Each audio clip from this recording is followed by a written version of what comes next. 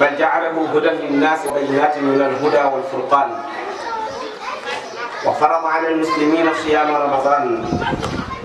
والصلاة والسلام على النبي محمد صلى الله عليه وآله وصحبه وسلم القائل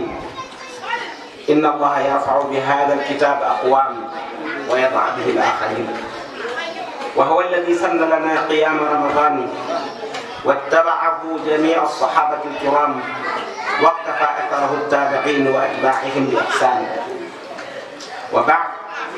السلام عليكم ورحمة الله وبركاته. ñu ngi sant borom bi subhanahu wa taala di jullee ko salmal ci yonent bi sallallahu alayhi wa sallam borom bi nga xam ni moom moo wàccee alquran te defu ci dara lu dul lu jub xocc amul dara dëng amul dara jafe mu def koy tamit muy njub ñeen mbooleem bindeef waaye di leeral tamit ak njub ak teqali mboolem mbir yi mu farataal ci nit yi tamit woor weeru koor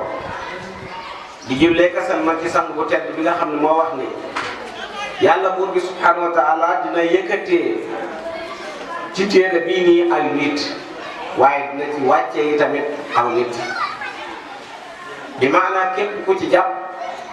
borom bi subhanahu wa taala dina ko yëkkati waaye képp ku ko bugg a suufe ni tamit na la wóor ni yow yaa ki suufe gannaaw loolu mbokk yi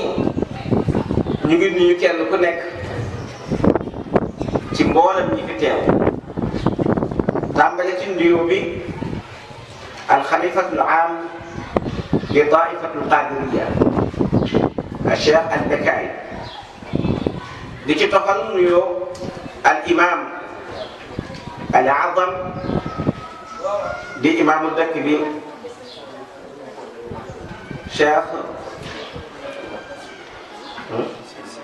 Cheikh Sidi Omar Kunta loolu moom buñ fa jaaree rek daanaka dajal nañu dëkk bi bal dajal nañu mbooleem gox bi ak képp ku topp seen ginnaaw suñu waxtaanu tey bokk na ci tomb yi nga xam ni yu gën a am solo la yi nga xam ni war nañu di ko taxawee ci waxtu yi ñu toll rawat na ci fi ñu toll nii nga xam ne moom mooy xaalu salafu saalih ma alquran fi ramadan melokaanu mag ñu baax ñi ak alquran ci weeru koor maarifatu xaalu salafu saalih fi kulli amrin yaqumu bihi almuslim huwa ruuxu alislam wa sayatadixu insha allah maana fi hadihi alujal bu ñu xoolee mag ñu baax ñi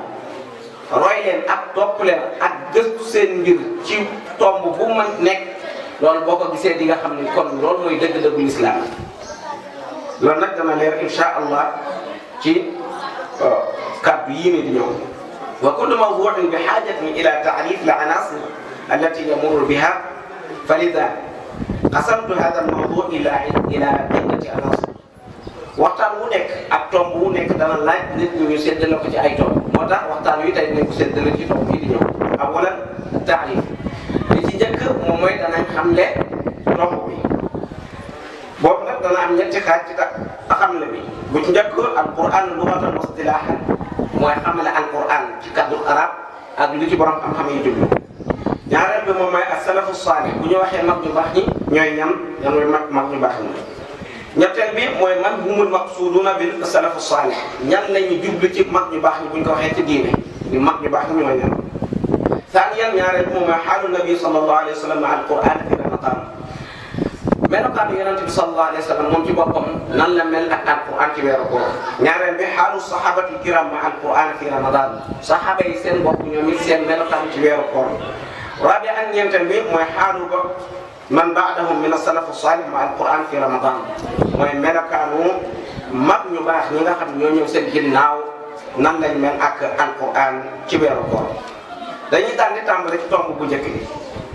mooy taarif alquran bi ñu ko waxee lughatan ci kàddu arab bu ñu waxee alquran moom mooy mushtaqun min maddati qaraa alquran bi ñu ko waxee mu ngi xocceekoo ci baatu qaaf ra ak hamza muy qara wa hada al-lafdu yustamalu li maanin allati istumila laha lafdu qiraa baat bi nag dañ koy jëfandikoo ci boolem maanaa yi nga xam ni maanaam njàng da koy firi te maanaa yooyu noonu dana ci tànn ñaar benn moom al-jam'u wa damm mooy dajale ak boole. Abu Ubayd Ma'mar ibn Musanna dafa wax ni ca téereem boobu na ñu tuddee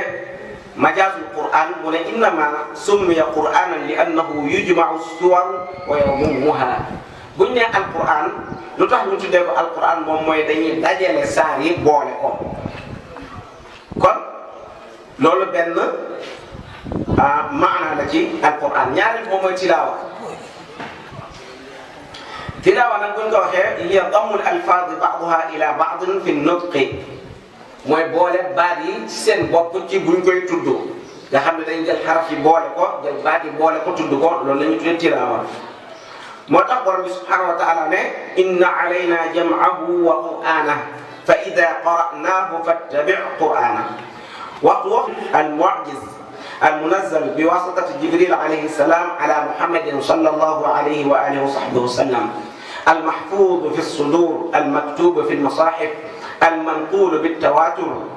المتعبد بتلاوته المبدوء بسورة الفاتحة المختوم بسورة الناس ودما إرشاد الفحول نان لكو برام تيرا تعرفه من القرآن ده موي واخو برام بيغا خامني دا فا لوتال كيب كوي منديف mu wàccee ko jaarale ko ci Jibril mu ñëw ci suñu yonent bi sallallahu alayhi wa sallam ñu koy wattu ci dënn yi di ko mokkal di ko bind ci téere yi ñu tuxal ko mu bàyyi ko ci yonent bi sallallahu alayhi wa sallam ba agsi ci ñun ci anam goo xamante ne bi kenn mënu koo weddi jàng ga di jaamu yàlla mu ngi tàmbalee ñu koy bind ci téere yi jaamu ga di jaamu yàlla mu ngi tàmbalee suratul fatiha jeexee ca suratul naas kon loolu mooy alquran buñ ñëwee nag ci ñaareel tomb bi ci xamen mooy as-salaf as-salaf buñ ko waxee Ibnu Faris nee na as-siinu wal laamu wal faa aslu yadullu ala taqaddum wa sabq Ibnu Faris nee na bu ñu waxee salaf baat bi siin la ak laam ak faa mu ne loolu nag cosaan